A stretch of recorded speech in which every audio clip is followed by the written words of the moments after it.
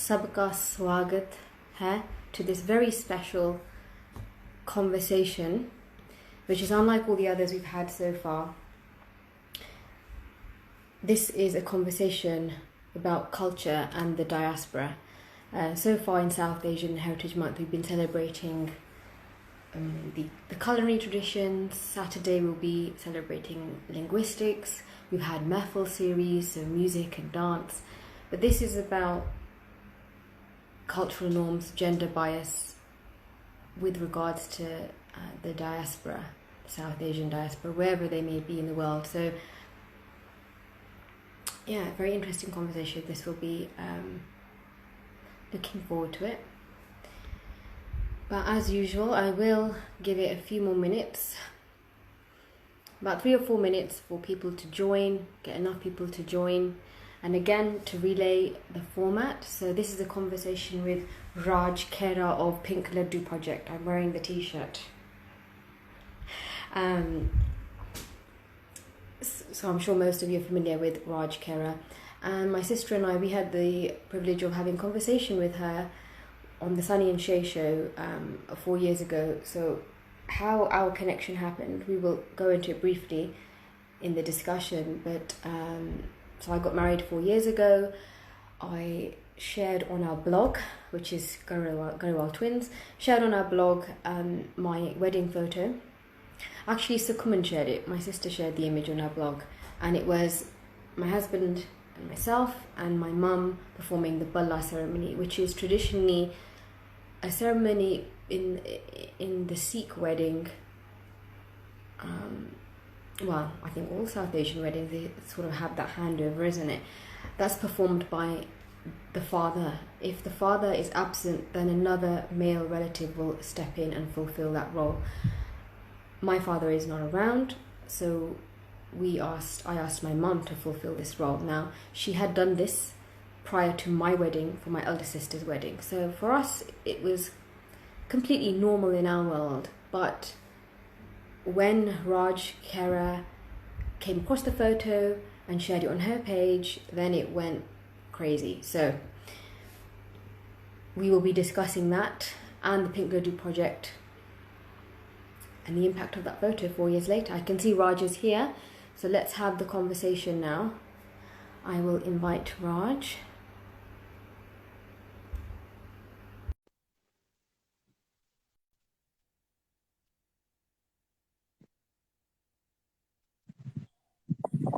Hey, sorry, I was having some technical difficulties, but I'm here now.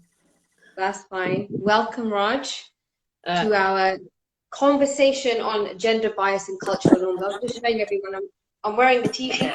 I can see that. I think you've been literally wearing it and figuratively wearing it for quite a while, so it's really great. Sorry, exactly. The lighting is really bad, but it's fine. The lighting is fine.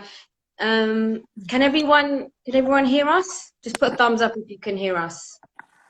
If you don't want to start, audio is not clear. Audio clear? Thumbs up or just a comment. Okay, that's fine. Great. So we will begin. I will do an intro for Raj for those who are not familiar with Raj Khaira and Pink Ladoo Project.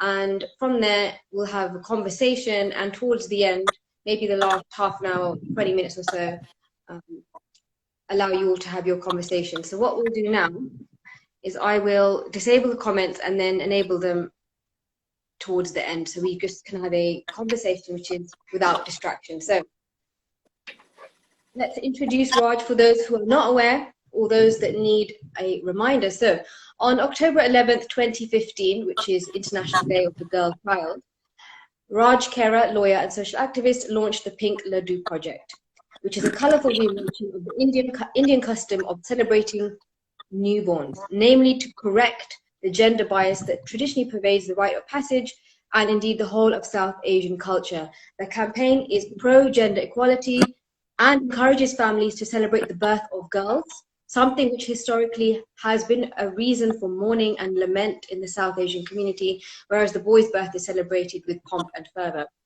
Gender-based discrimination has been prevalent in India since time immemorial. Even Guru Nanak, the founder of the Sikh faith, addressed this social ill as early as the 15th century when he penned a verse in Asa Divar which elevated the status of women. And this verse is Panda Jammiye Panda Nimmiye, which means from woman man is born, within woman man is conceived. He goes on to say, So kyo manda akhiya jit jamme rajanu. Why do we call her bad when she gives birth to kings? Essentially what he's saying is without woman, the world can't go on. So it's ironic to note that though Guru Nanak in the 15th century tried to educate us about the value of the female, it has fallen on deaf ears somewhat, as the state of Punjab, from which Guru Nanak hailed, has the highest rate of female infanticide in India. And this is due to various reasons, but selective abortions is the main reason. It's been rampant in the state of Punjab, so much so that there are a number of localities in Punjab known as bachelor villages, and that's because there are no girls for these men to marry. Unique home for girls in Jalandhar is evident of the fact that gender-based discrimination is still prevalent in society, and the condition in which some of these girls are found is quite harrowing. So do check out Unique Home for Girls online at the end of this session. Since its inception in 2015, Pink Ladoo has grown from strength to strength, with millions of people across the globe engaging and rallying behind the campaign to not only support this much-needed initiative, but to also start to ask questions and unpack regressive cultural norms that no longer have a place in the contemporary world. What started off as a campaign to celebrate the girl child has now branched out into recognizing the various other social issues that create a barrier between females and males. Raj Khaira wants the South Asian community to take ownership for the problems that South Asian women face, so domestic abuse, dowry, violence, and to realize that the reason women face these issues is because they are seen as somehow having less value. Dowry, father to son inheritance, tradition of parents living with sons in old age, all have worked together to create a preference for the male child. So the Pink Ladoo project aims to dismantle patriarchy by changing social norms. So that was a mouthful. Welcome, Raj. Let's get straight into it. So for those that don't know or just need a reminder, what was the inspiration for you to set up Pink Ladoo, the campaign? I say campaign because it's not really a charity, it's a campaign. So if you can just talk us through that. Yeah, my sister is 10 years younger than me, and my brother is 12 years younger. And when my sister was born, the community reacted really badly to her birth.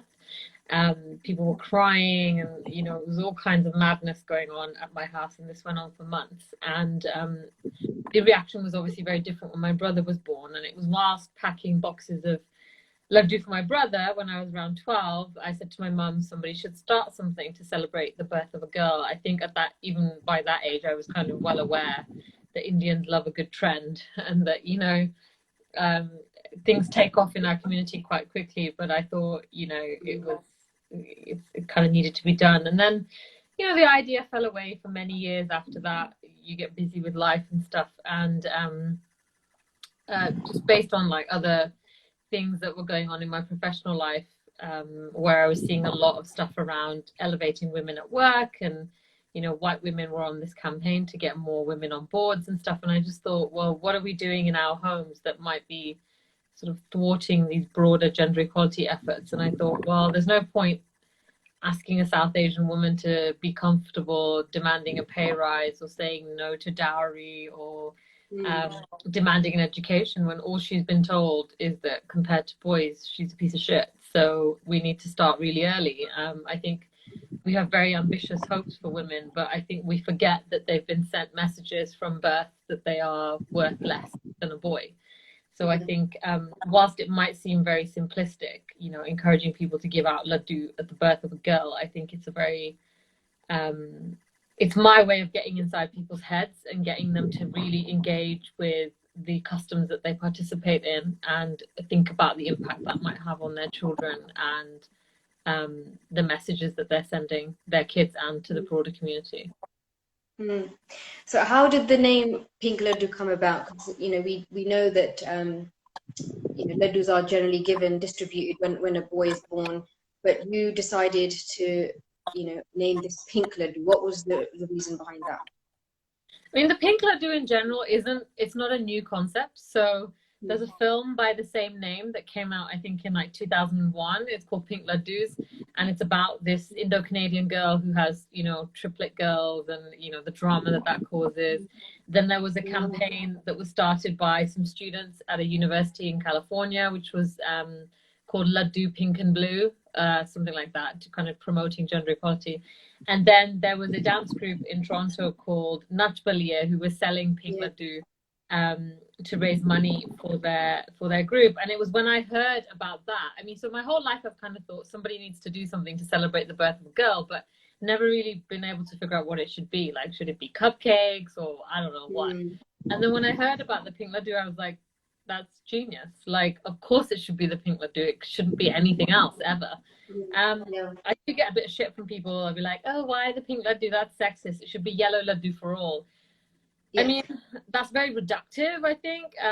Firstly, you know, the reason I think that a pink ladoo is important is because it's women who have been specifically targeted and excluded from society and from traditions. You know, women have been specifically the specific target of this abuse. So to campaign for yellow ladoo for all would kind of gloss over that fact. And secondly, the ladoo it's not just a sweet. Like, for me, it's the symbol of a protest. And in order for something to be an effective symbol, it needs to be easy to understand. Like, it can't be something that requires a lot of explanation. A pink ladoo requires no explanation. Like, if you see a box of pink ladoo on your counter, you know exactly what that's about. So I just don't think there was anything else that could be as powerful as this. And that's kind of how. Yeah, because this is something that I've seen you get asked a lot on your page, and you do clarify it there quite a lot, and I just wanted you to share that here, which makes sense. But just on that, I wanted to point something out which you might be aware of. I think it was in the 50s in England. I think it was in England or America, but in the 50s, the color blue was associated with girls and pink was associated with boys. Somewhere along the line, that's got changed, and now we associate pink with girls and you know, blue with boys. But yeah, I think it makes sense. The name, and you know, if you had the yellow ladoo, it wouldn't really create that attraction, and the pink ladoo stands out, you know, and it makes it sort of, the yellow ladoo doesn't. It sparks intrigue. Exactly. It's perfectly, you know, makes sense. How did your family, friends, and community react to this project? My family have always been super supportive. You know, they thought it was great. The community response has been amazing overall. I mean, we're not in contact with the family that acted really badly when my sister was born, so I have no idea what they think of it, although they must know that their bad behavior is by. Yeah, I'm sure they do. Yeah. Also, I mean, it's kind of, you know, I'd find it very strange if they hadn't heard about it. So I don't know what they think. I have no idea, but generally the response has been really positive. I mean, occasionally I do get messages from some people who just try and say stuff like, "Oh, this is irrelevant. You know, my family celebrates girls," and I'm like, "Great, my family do then." Like, piss off, basically. It's a very strange. It's like almost denying. You know how people deny racism, and it's like, I don't understand why you are denying something that still exists. Like, your family might celebrate girls, but are you trying to tell me that you are the bastion of gender equality then? Like, you know, there are still gender unequal behaviors happening in everyone's home, including my own. Exactly. So, the response has been really, really good overall. So that leads me on to our next question, which is how we connected in the first place. So rewind 4 years ago, you know, I got married, and I vividly remember the moment when my mom handed the palla over to me, and I knew myself what a pivotal moment that was, what it represented in my family. But I want to point something out here that I have shared before, that it's good to bring up again for the sake of this conversation. My mom had actually done that palla ceremony for my elder sister 3 or 4 years before me. So within our little world, in our family, it was normal in our world. And we didn't have to think about it when it came to my wedding. There was no question about it that mom was going to do that. But then it's when you came across the picture on our blog, and you said, "Oh, you know, this is my Pink Ladoo campaign. I think this, I'd love to share this. And we didn't really think twice about it. And then the rest is history, what happened after that. And yeah, I just thought we'll spend... The picture that I found on your blog, it wasn't that picture. You had another picture just talking about gender, sexist customs at weddings. And in the post, you had said, my mum did the balla ceremony. And I remember when I saw that and I thought, I've never in my life seen a woman do the balla ceremony. I've been to, I don't even know how many weddings. I've never, ever seen it. And that's when I started messaging you, being like, you need to get that picture. Yeah, I know it's... Yeah, you're right. The image was actually my sister and my mum walking me into the darbar. That's the image that was shared. Yes, that's right. And then there was a caption about the sexist customs. And and then subsequently I sent you the image of the balla. And like I said, in our little world, in our family, it was a perfectly logical decision, something that we've done before. But then it just spiraled into, what everyone, came to become familiar with, this image that went viral of a mother giving her daughter away.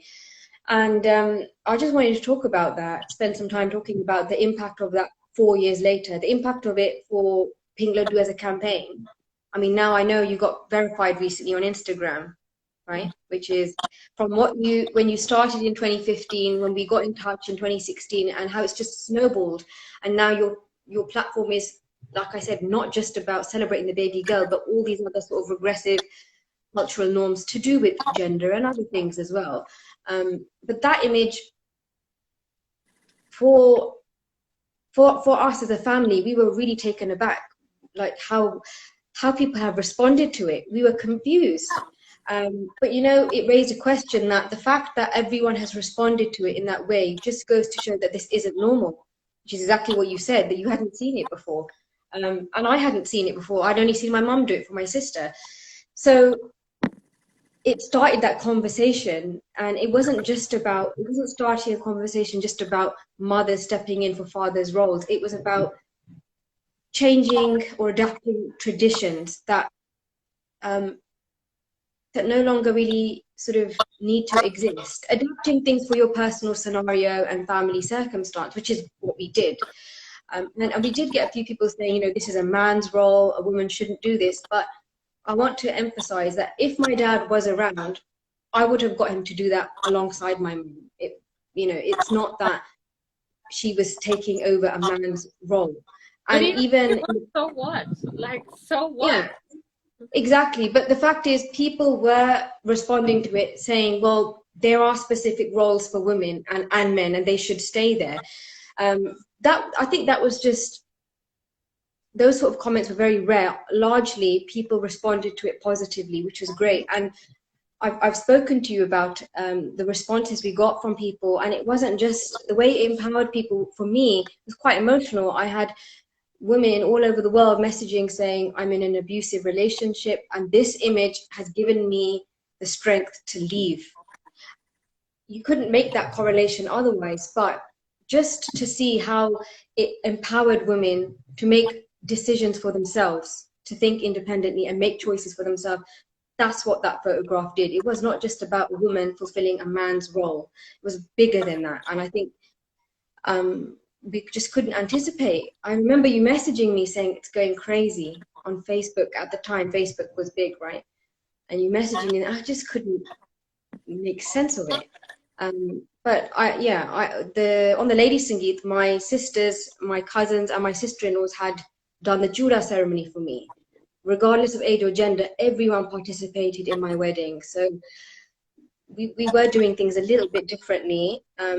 But that image just goes to show, that it's what the balla symbolized, I would say. It's about creating meaning and just breaking away from societal pressures. And my mum, she knew the value of that moment.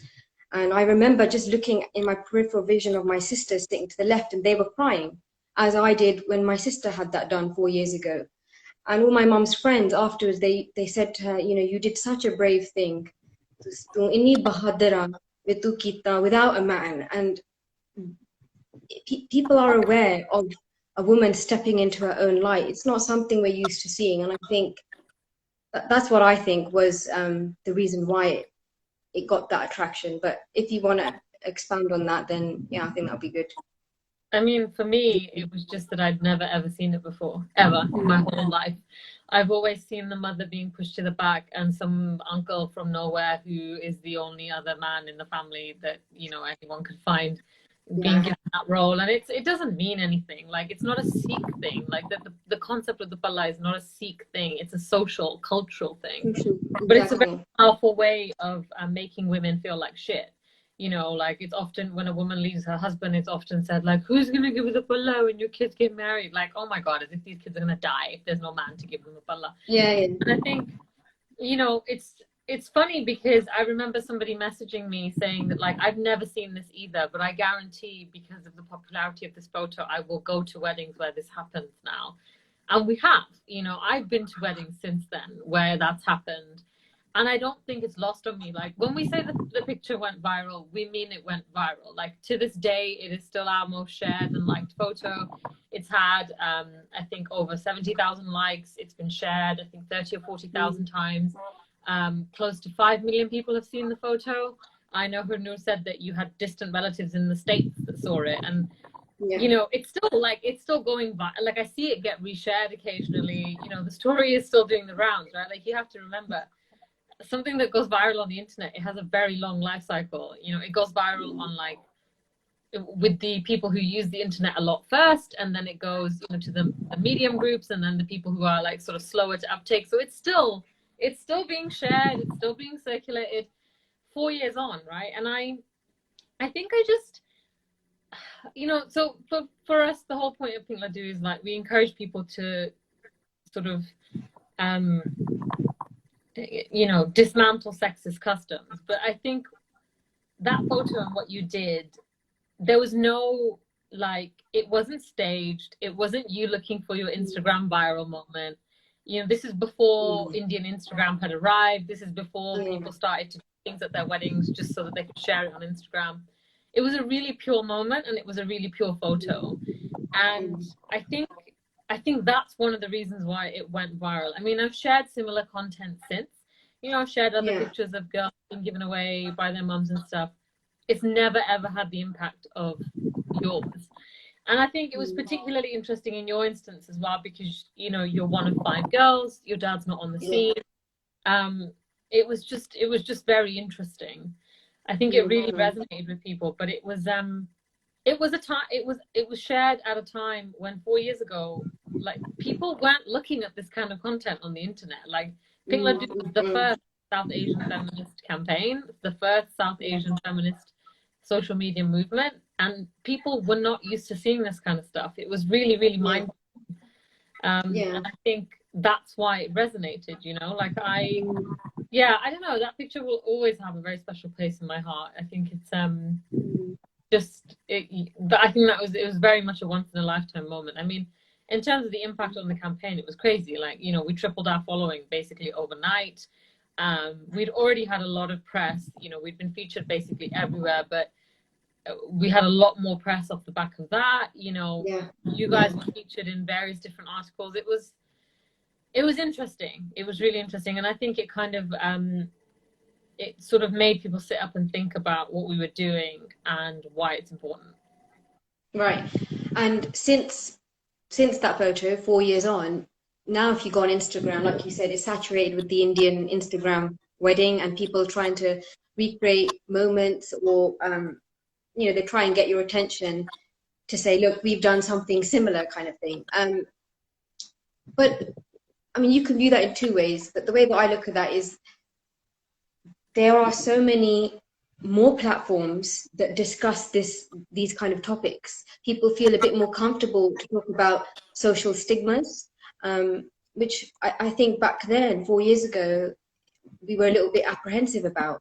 And that has this campaign, your page, that photo, the whole combination has given people that confidence to say, you know what, have that introspection and think, if something doesn't serve me, if something doesn't make sense now, I don't need to do it. So if we think about dowry, everything, even this palla, they all have their historical, cultural links. which made sense back then. It doesn't mean it was okay. Of course, dowry isn't okay, but it made sense for that time. But as society is ever evolving, we need to just question, well, does that translate today? Does it make sense today? Does it even make sense for me? Forget even society. Does it make sense for me? Does it make sense for my personal situation? And that's how we viewed that Balla ceremony, because there were people who said, oh, if your dad is not around, well, you're really close to the Gyani at the Gurdwara, he can do it. And I said, well, yeah, I love him, but he doesn't need to do it. He's not my dad. Why does the Gyani at the Gurdwara have more of a right to Right. And I said, he doesn't need to do that. He, I respect him, but my mum has ultimately had to fulfill the role of mother and father. And she has done that. Well, that was the third marriage. She'll have to do that again for the other two. Why would we put anyone else in that position? That's my way of giving that respect to my mum and saying, thank you for all that you've done for me. Thank you for everything that you've endured, the abuse you've endured from society because you had 5 girls. I just want to share, actually, Raj, we've spoken about this, but I wanted to share with the viewers, the reason why female empowerment is really important in my family and to me. I've only grown up around maternal figures and they've been brutally soft is how I describe them. Brutally soft. Because they knew how to be fierce, they knew how to be gentle in equal measure. But I've grown up around stories about equality, and not just gender equality, but caste as well. I've grown up about hearing personal stories in my family where people have challenged the status quo. So I don't know if it's genetics, but we're ultimately doing the same. And I remember my mom said that her pua in Punjab in the 60s, when my mom's dada died, my pua led the funeral rites in the 50s or 60s in Punjab. That's not something a woman does even now, but that's especially out of the norm for a woman to do in that time. But she did it. And my mom shared that story with us. She's shared that when we all went to India, all 5 of us, my sisters, I must have been 2 or 3. My elder sister is 10 years older than me. We all went to Punjab, and my mum was waiting in the village. I can't remember what we were doing. She was with all 5 of us. My dad wasn't there, and everybody knew this is Kapoor Singh's daughter-in-law. Kapoor Singh, my grandfather. And they taunted my mum. They mocked her and said, your father-in-law is this deputy director of education in Punjab, and you've got 5 daughters, and you married his eldest son. And they were just mocking her. Maybe you did something bad in your last life that you didn't have sons. Don't worry, next time, in your next life, you'll have them. She went home to my dadi, her mother-in-law, and was a bit upset. And my dadi said, oh, what happened? She shared the story. These women were saying these things. And my dadi, in next to no time, went back to that centre of the village and gave them, a right old hiding, let's say. She put them in their place and said, you don't insult them. These daughters are Shakti, feminine energy, Hearing these stories as a young child, it only empowers you. It isn't going to do anything else to empower you. So it's no wonder that my sister and I, and my older sisters, that we are champions for gender equality. And in terms of caste, if we can just touch on that as well, my mum has told me a story where my dada, when he was in India, we are ancestrally, we are Jats, and there's a Gurdwara in one of the villages where the prasad was divided for Jats and non-Jats, which is completely nonsensical in itself. And everybody in the village knew that my dada was a Jat, and he was angry that this was happening in the Gurdwara of all places, and decided that he was going to go to the Batra of prasad that was reserved for the non-Jats. And that kind of story, like I said, it might have seeped into our DNA, this way of thinking, I don't know, but we have grown up with these stories, and it has empowered and inspired us to just challenge things around us that don't make sense. So we've grown up around it. We've been exposed to this kind of thinking from a very, very young age, and that's why we do advocate gender equality. We've seen also what gender inequality does for a woman, how it destroys families. So we've seen it all, personal to us, but friends and families as well. So it was just a no-brainer for us to, have our mum perform a custom that ordinarily my dad would have done if he was there. But like I said, even if my dad was there, I would have got both of them to do it.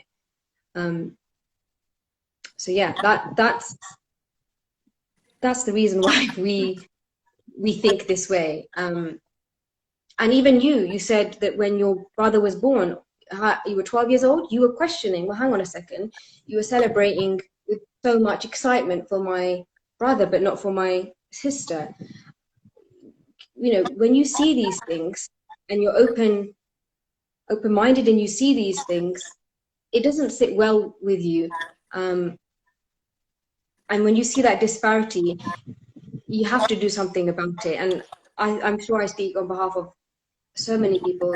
I'm very grateful to you for creating this page. And I remember I spoke to you, Raj, at that time, and I told you how my mum felt. And when my mum reads those comments, I don't know if she does anymore, but when she was reading them, There's cried too to me. now. There's like There's too 20,000. many now. Too many, but she cried. And she said, I don't know why everyone is saying all these nice things about me, but I feel all the slander that I've endured while having daughters, for not having sons, it feels like I've been validated now, and I can sort of rest. My work is done. People have recognized everything I tried to do, and that was really emotional for us to see our mum like that. She's not a very emotional person, and she cried, and she said, I'm so grateful. This has given me. It empowered her. It empowered her. Let's say that it changed her outlook, and it made her reflect on her own life and think that all the decisions she'd made up until that point, they were worth it. And I'm indebted to everyone that commented and shared and said such nice things about my mum, because all she's heard in her life is that she was cursed for having daughters. I get emotional thinking about it, how everyone, they don't know. So this is my opportunity to say to everybody, thank you so much. You don't know how you've changed my mum's mindset, a burden that people had placed on her, society had placed on her, made her think she was invalid. She finally felt somehow like defective. She was, defective goods because she didn't have a boy. Like it's all those years of being, emotionally abused and being made to feel inferior and unworthy. And and then when my dad is not there, that only exacerbates the problem. You have no males in your family, and subconsciously and consciously, people have made taunts to us. To me, people have said, I'll tell you, only recently, 2 years ago, I went to a tailor to get my suit fixed, and he said, randomly, he just asked, how many brothers and sisters do you have? And I knew, I was like, here we go. I said, oh, well, there's four older sisters. And he said, oh, koi gal nahi. I said, what do you mean koi gal nahi? I don't have a problem. No, I don't mean, I just felt sorry for your mum. I said, you don't need to feel sorry for my mum. None of us feel sorry for one another. The woman, people don't realize, without her, exactly what I highlighted in the intro that Guru Nanak has highlighted, without her, there is no creation. Simple as that. There is no creation. Yet, we still disregard her.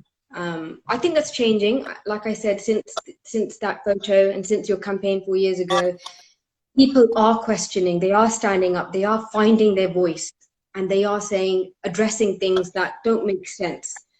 And that's only a positive, right? That can only be a good thing. So thanks, Raj, for taking action on something that you saw as a child, and you could have just sat there and done nothing about it, but you did something about it, and it's opened up a whole new world for all of us. So thank you for that. I'm going to move on to another question. Did you want to add something? No, no, I was just saying, you know, that's very kind. Yeah, let's move on to a question, or if you want to take questions from people, it's up to you. I'll move on to one question and then I'll turn on the comments and see how many questions we have.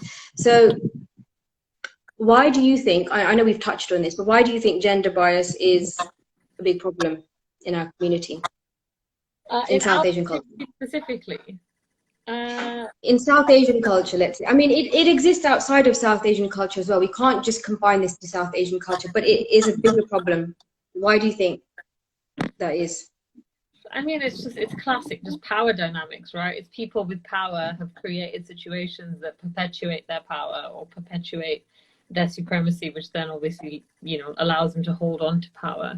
And they do this by creating traditions and customs that make it really shit to have a girl. Like I always say, I mean, I am loath to judge anybody that, you know, doesn't want a girl or abandons their daughter. Like, it's not the right thing to do, but it's also very hard in some communities to have a daughter, right? Like, why do you want one? It means you're gonna have to pay a massive dowry, or if it means that there's no one to inherit your estate, or now, you know, your family honor is like walking around outside the house. Like, all of these concepts make it very undesirable to have a girl, and we all perpetuate these concepts, even me.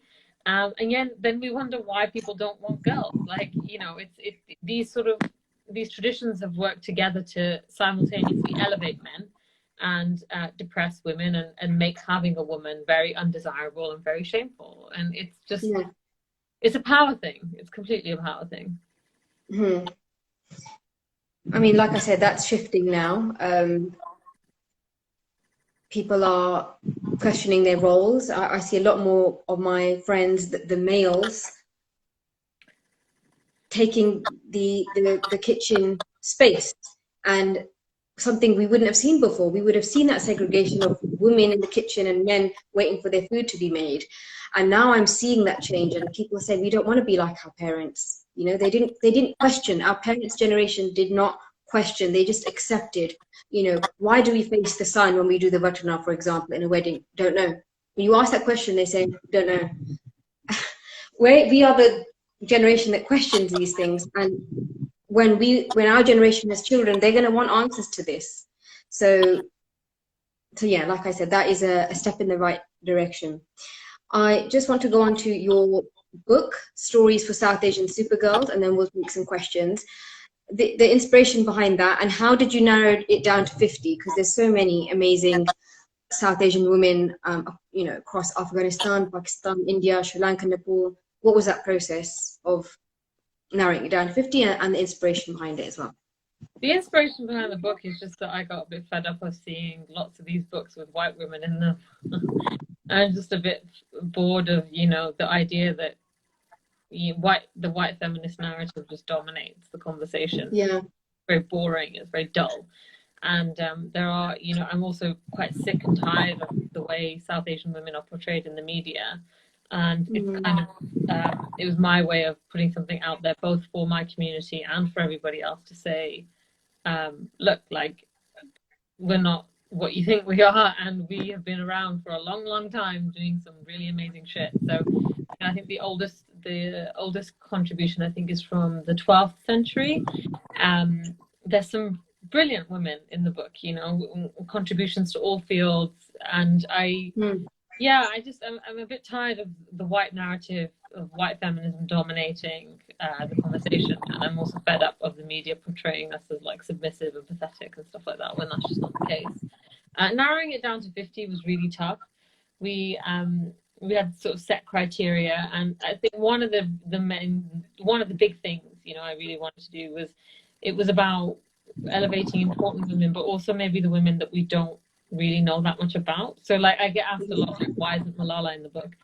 Malala's not in the book because everybody knows about Malala, you know, like, it's just like, she's probably the most well-known South Asian woman, or in now, and at the time, girl, probably. And so for me, it was like, if Malala goes in, who comes out? And I felt like the women that, you know, we put in instead of Malala are way underexposed, and, you know, probably will never have another opportunity potentially to be featured in such a way.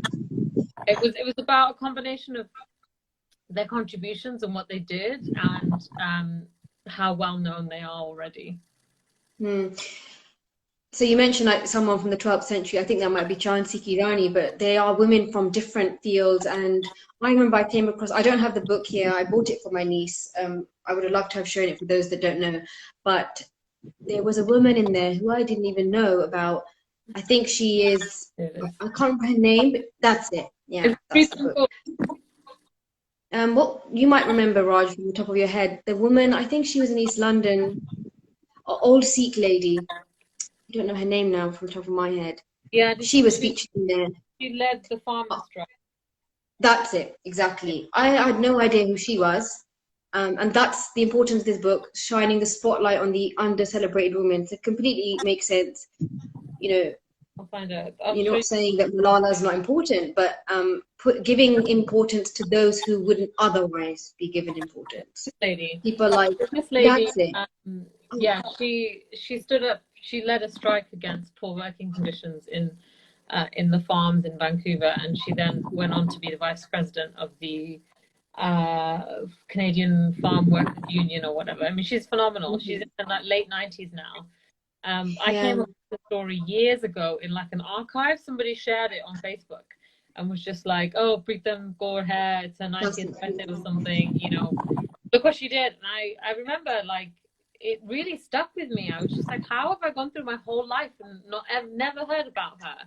You know, I know about other white women in history, but I have no idea who this woman is.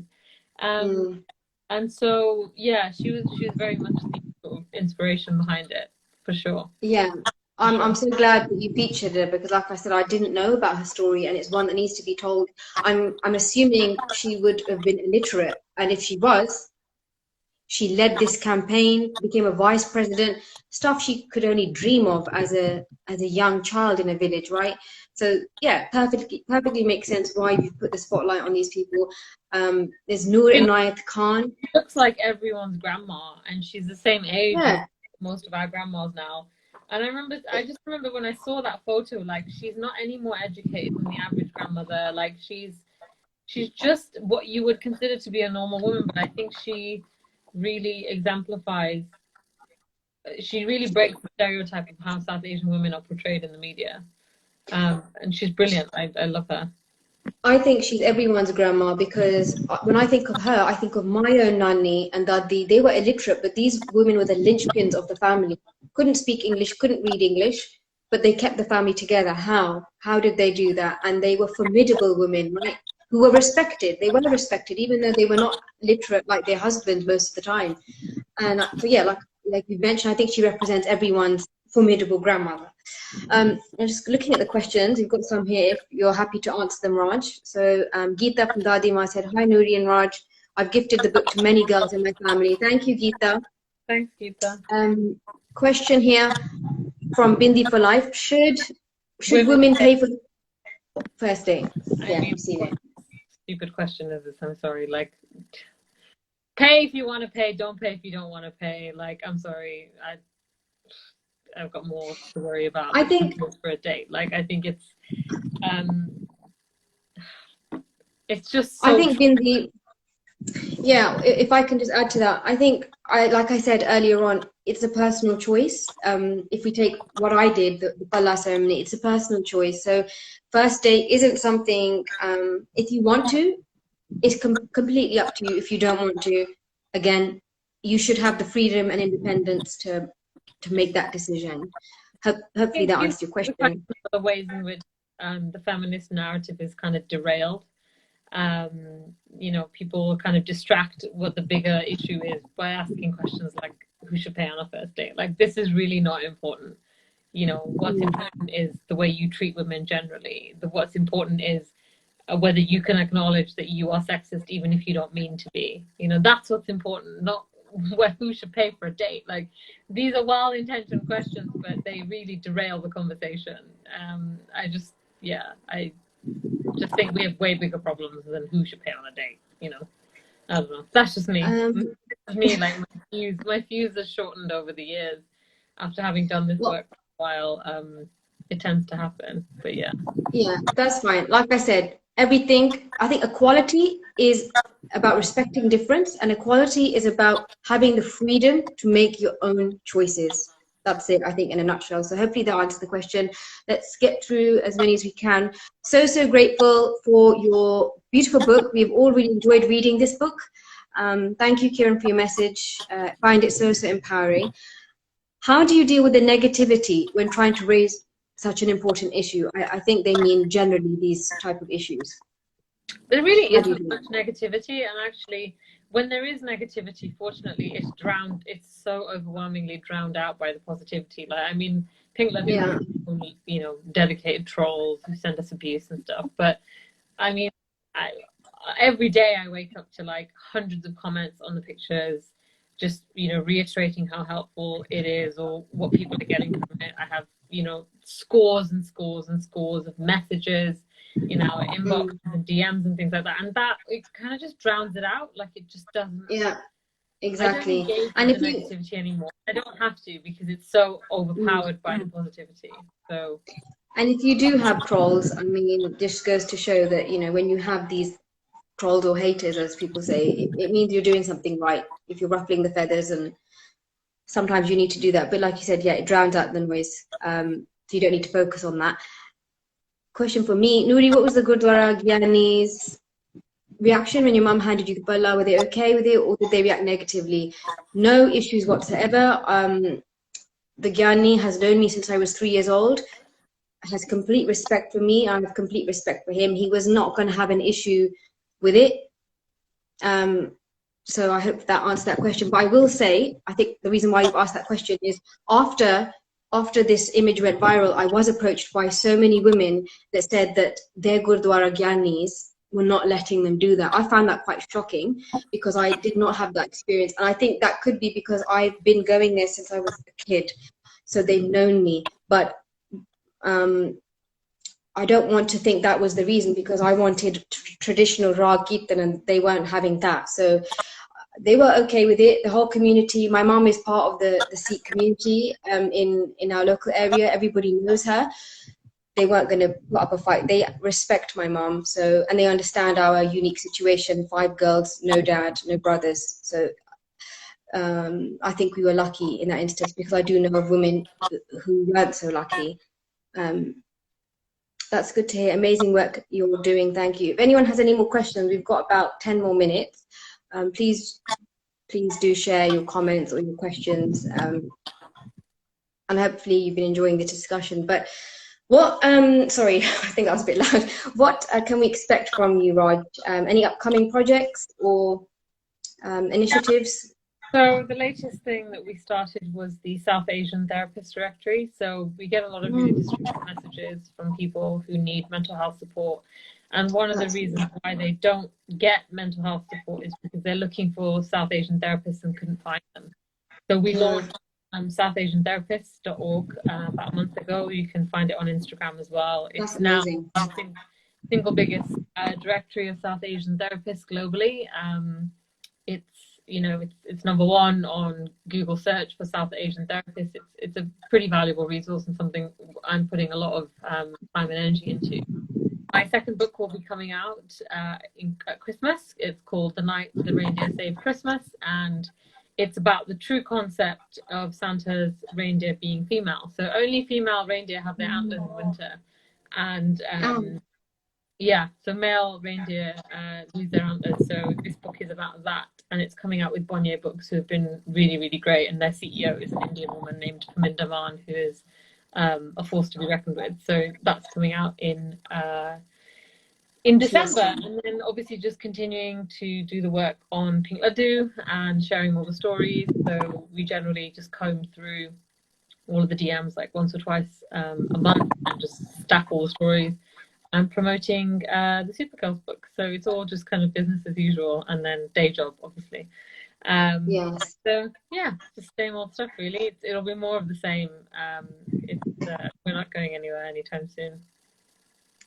Cannot wait to purchase your new book we've got here, and that Geeta from Dadima said that that's a much needed directory. I want to add on that if there's time, but is this a question? Love the work you guys do. I'm someone who's also very passionate about discussing feminism. However, a lot of people believe that this is only a woman's issue. How do we bring in more men as allies? Do you want to answer that, Raj? How do we bring in more men I'm of in the the view movement? that, you know, when in history have people with power given it up for no reason? Yeah, of course men need to come to the table, but to come to the table, they need to be willing to part with some of what they have.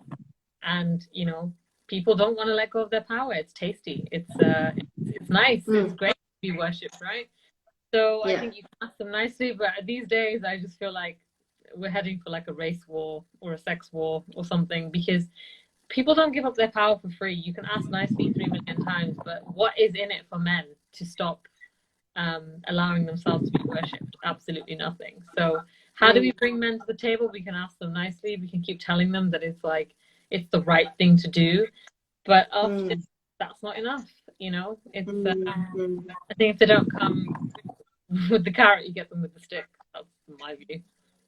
And the thing is, you can't change everybody. I think the idea is to impact as many people as possible. You're not going to do that because no one has in history has ever been able to, no one who's trying to do something good has ever been able to convert everybody. You're always going to have people that antagonize or against you. That shouldn't be the aim. But by having these discussions, I think raising questions is always a really important thing. People often say to me, what's the point in that? It starts a conversation. And you don't know what that conversation can lead to. You mustn't negate simple conversations. You know, like I mentioned early on, the fact that we had conversations in my home, my family told me about the various family members who were questioning social norms. That has had an impact on the way I think, and has allowed me to stand up for things and question things that don't make sense. So never underestimate the importance of a conversation, I would say. Brilliant work, Dadima said. You know, on the South Asian therapist thing that you mentioned, we'll wrap it up shortly, but was that born out of this lockdown situation or something you were thinking about before? Yeah, it was kind of born out of Brown and Lockdown. So we did a series on Pink Ladoo recently called Brown and Lockdown, which talked about, you know, most brown girls are locked down all the time anyway. Like, you know, quarantine is nothing different for them. They're never allowed to go anywhere or do anything. And it was sort of in response to that. I was getting so many really distressed, depressing messages. Yeah, I remember. Yeah. To have a resource that I can point some of these people to, like way more than usual, right? Like way, way, way more. And I just put out a call being like, hey, any brown therapists out there, like send me your details or make like an Excel spreadsheet and share it. And then in the first week, like 300 therapists sent me their details. And I was like, shit, like in order for this. I remember that. Yeah, it was something that kind of, I didn't plan for it to be a direction. Like it just became one. And then I just thought, rather than having 300 therapist details sitting in an Excel spreadsheet, like it needs to be a proper directory. So that's how we ended up where we are. That's really good, because there were so many women having issues being stuck if they were living in a joint family, and it was bringing up a lot of traumas for people. But on that note, on the South Asian therapists, one of my friends, actually, he's a psychoanalyst, and he's the only person of color in his area who is a psychoanalyst.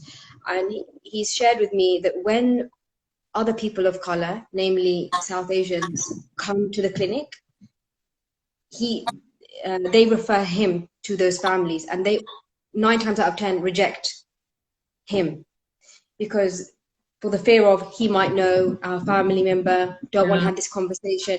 That's something that we need to think about, because ultimately only they can understand your narrative and your story. When I've explained, sometimes I've gone to a counselor, when I've explained my situation, they don't fully understand it. They empathize, but they can't fully understand the nuances of being South Asian and all of the crap that comes with it, so to speak.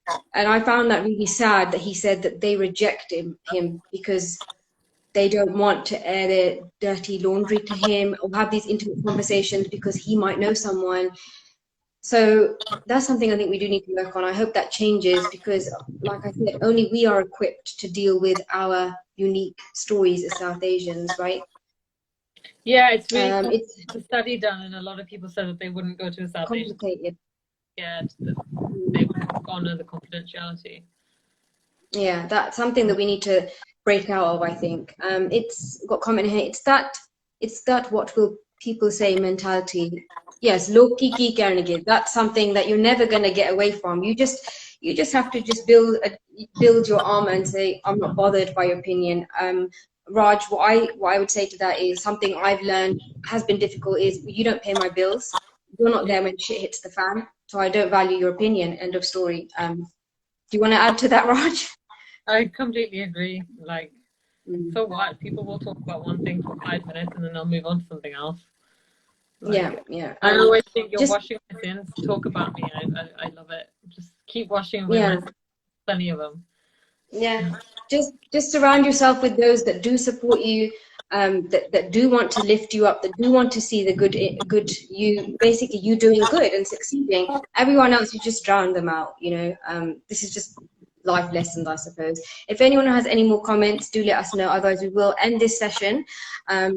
I'll just wrap up by saying that you can purchase Stories for South Asian Supergirls. It's still available on Amazon, right? Everywhere. Yeah, So everywhere. At Gachi House, it's available. Yeah. And where did you say that your second book's going to be available to purchase? First You said it's out in December. It's available on pre-order now. The links are on our Pink Ladoo page. Okay. So do check that out. Thank you everyone for joining and for your comments, your feedback, your questions. I hope you enjoyed our look back to that photo 4 years ago, but all the other conversations that we've had, and so grateful to Raj. Is it available in the US, Raj? Yeah, there's a question here. Barnes and Noble, it's in Walmart, it's everywhere. Yeah, thank you. Just keep an eye out for it, and thank you, Raj, for raising these questions. I can imagine it's very difficult. You're the only person, there's not a team, you're just one person behind this page. Sometimes it can get overwhelming to have to deal with. I can only imagine we get a fraction of that. You've got a lot more followers, so I can imagine how that can be for you. But it's a much needed platform, and it's given hope and light to so many families, and my mom is one of them, and it's just completely changed how she sees herself. So we are really grateful that you did that. I'm sure you were met with challenges along the way, but no venture is without its challenges. Ultimately, it's something that's much needed. I can only imagine if something like this existed in our parents' time, my God, it would have been such a great resource for them mentally and emotionally as well. But thank you for your time. I really appreciate it. I know you've got a full-time job and you juggle the Pink Ladoo page, and you took time out for me today. Thank you, Raj, so much. And having me. Yeah. And anytime, anything for you, Hernoor, always. Thank you so much, Raj. Just keep Thanks flying the everyone flag. who tuned in as well, and for all your comments, and thank you so much for buying the book. 100% of my proceeds go to charity, so the 4 charities that the book is supporting will be very grateful for all the books that you've bought. So thank you. Thank you. Good night, everybody. Bye.